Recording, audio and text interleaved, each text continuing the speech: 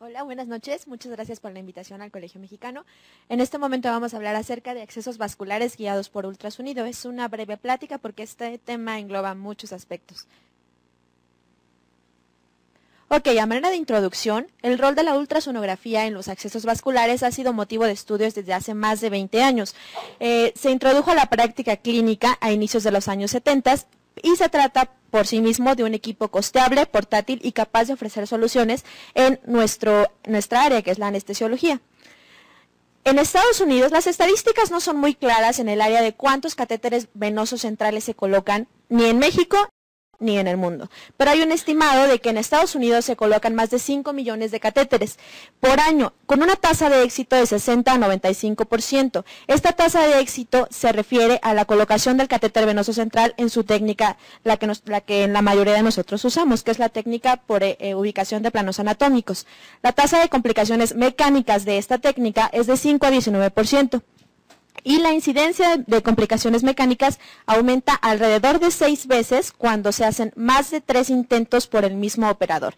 Esto es muy importante recordarlo por cosas que vamos a ver más adelante. Ok, ¿a qué nos enfrentamos cuando queremos colocar un catéter venoso central? En primer lugar, tenemos variaciones anatómicas. Puede haber cambios en los pacientes como lo son la obesidad, el índice de masa corporal elevado, edema, sobre todo se presenta en los pacientes que están críticamente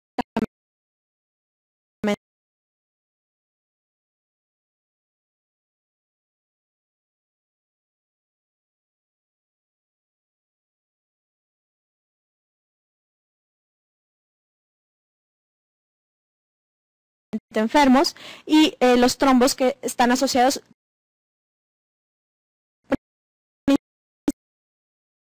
principalmente a los pacientes que tienen insuficiencia renal crónica o pacientes que tienen historia de colocación previa de diversos accesos vasculares. Ok, en cuanto a variaciones anatómicas, en el Critical Care Medicine de 2007 publicaron este esquema que es muy ilustrativo. Nosotros encontramos al centro la arteria carótida. Comúnmente nosotros en una técnica común palparíamos la arteria carótida y posteriormente buscaríamos la vena yugular interna de manera anterolateral para poder puncionar. Sin embargo, es importante aquí denotar que en un porcentaje importante se encuentra en otras posiciones de manera fisiológica dentro del paciente. Entonces, nosotros al querer introducir un acceso vascular, no vamos a tener la oportunidad de conocer dónde está la vena yugular. De esta manera nos es muy útil el uso de un ultrasonido. Ok. Esta es una imagen también de otro aspecto que podemos enfrentar. Como les decía, comúnmente en los pacientes que están críticamente enfermos, que se encuentran en terapia intensiva, que son los que en su mayoría se encuentran con edema. Aquí, me imagino que ninguno de ustedes, o al menos no en mi poca experiencia, se palparía la arteria radial, en caso de que nosotros quisiéramos poner una línea arterial. En cuanto a los pacientes obesos, por sí mismo se considera un procedimiento de alto riesgo el colocar un acceso vascular a un paciente obeso. ¿Por qué? Si nosotros quisiéramos poner un catéter venoso central yugular interno, nos enfrentamos a un cuello ancho y corto, que tiene pliegues en la piel que son difíciles de retraer, y un exceso de tejido adiposo que nos limita la palpación.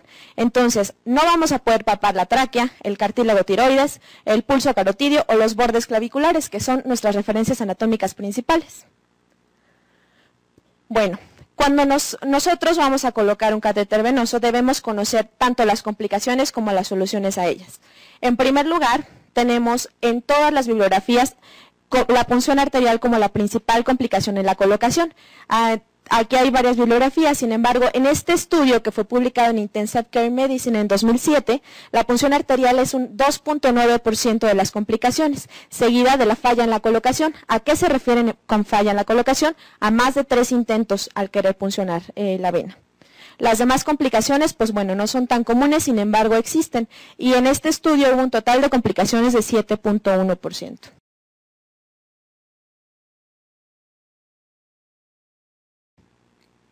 En otro estudio, publicado igualmente en 2007 en Critical Care Medicine, una vez más nos encontramos con la punción de la arteria como la principal complicación asociada. Sin embargo, en este estudio, se incluye también a pacientes pediátricos. Y en New England Journal, en 2003, teníamos ya también la referencia de que la punción de la arteria es de la misma manera en los 3 accesos la mayor de las complicaciones. Ok, esta foto, me gustaría detenerme un poco aquí. Es importante que nosotros veamos cuántas punciones tiene esta paciente. Las contamos, son 9. ¿Hasta dónde tenemos que detenernos para determinar que necesitamos una ayuda, como lo sería la ultrasonografía? Esta paciente, como ustedes pueden ver nada más por esta área a delimitar, era una paciente obesa, edematizada, que seguramente tenía ya por sí misma, antes de empezar con el primer piquete, la indicación de poder visualizar con ultrasonido antes de puncionar. Entonces, después de esta imagen, nos vamos a ¿por qué se debe usar la ultrasonografía? ¿Cómo vamos a definir primero qué es un estándar de calidad?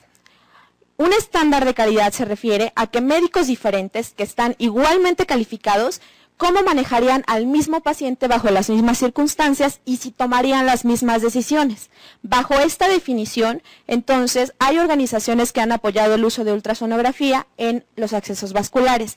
Todo empezó en 1999, cuando el Institute of Medicine publica un artículo que se llama Errar es humano. En este artículo se determina que los médicos también podemos equivocarnos y que por eso mismo necesitamos herramientas que nos ayuden a no hacerlo.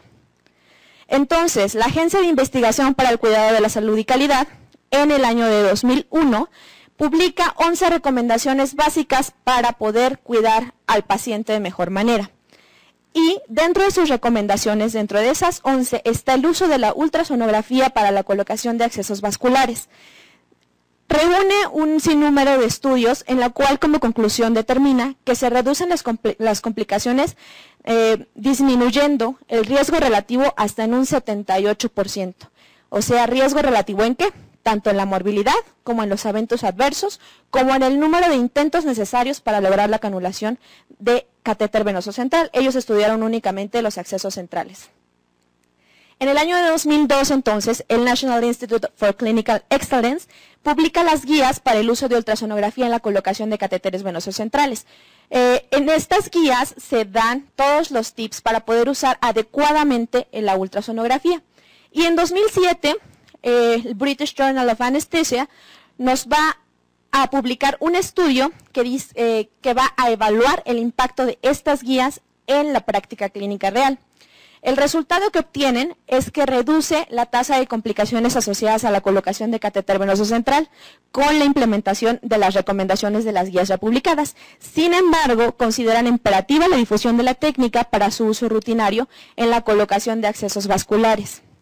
Ok, ahora, ¿qué tan buena es la evidencia que existe para poder determinar que debemos o no debemos usar ultrasonografía?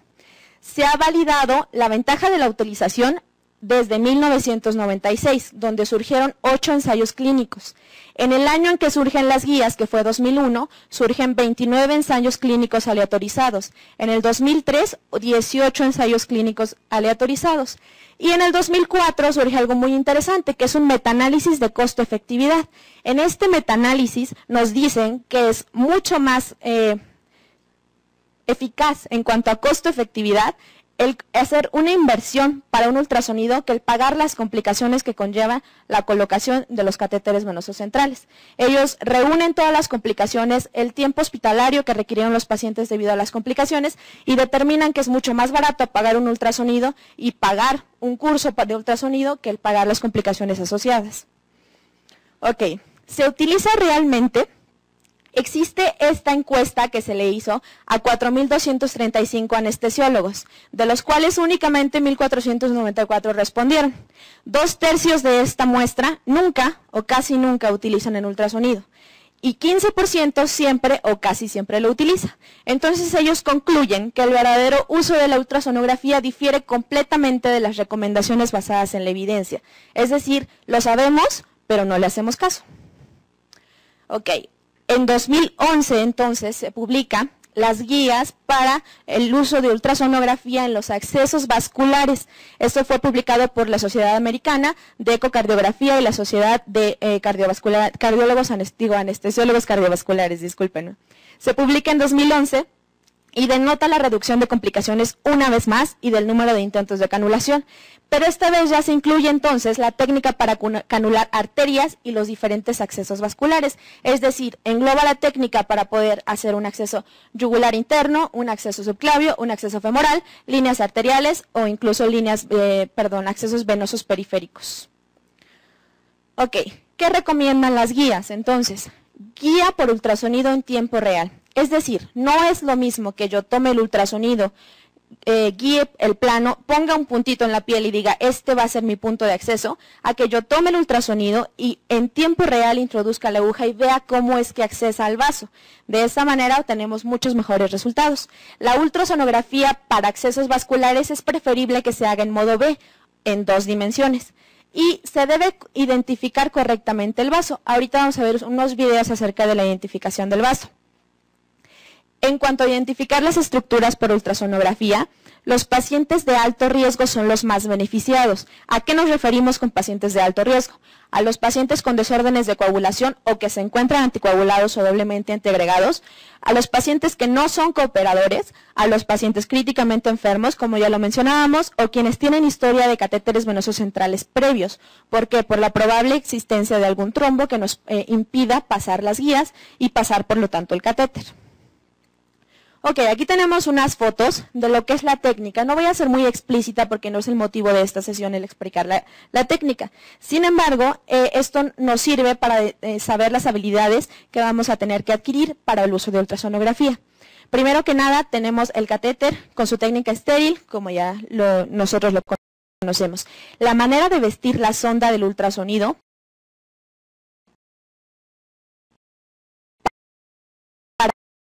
que pueda ser introducido al campo estéril. Y obviamente también lavar bien el área que va a ser funcionada, así como vestirlo adecuadamente con campos estériles. Posteriormente se empieza la ubicación del vaso en tiempo real. Aquí tenemos la imagen de donde ya se ubica.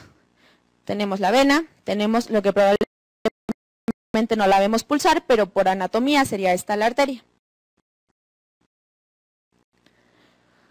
Y posteriormente hacemos la punción. La punción en tiempo real mientras el operador observa la pantalla.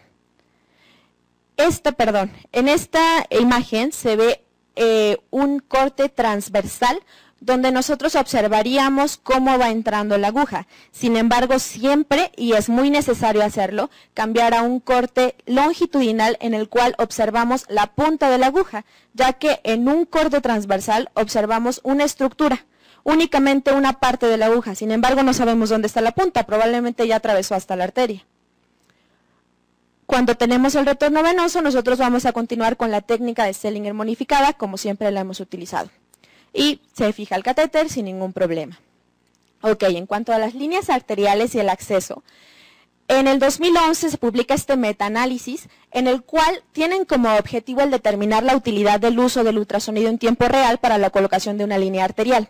El resultado es muy interesante, ya que dice que el uso de ultrasonido se asocia a un incremento del 71% en el éxito de canulación al primer intento. Esto quiere decir que en el 71% de los pacientes podríamos ahorrarles, no sé, ¿qué les gusta? 3 piquetes, porque a veces nos ensañamos un poco. Este estudio incluyó 4 estudios básicamente. El primero de ellos, bueno, en todos se incluyeron tanto pacientes adultos como pediátricos.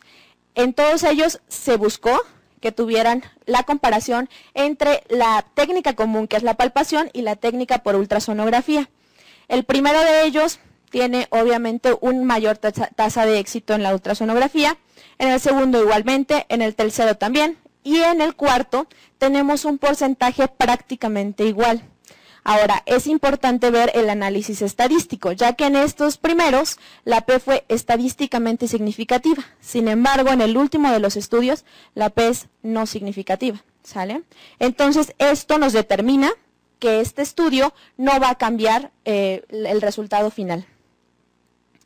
Ahora, para la canulación de la arteria, tenemos igualmente el primero, encontrar la arteria en corte transversal.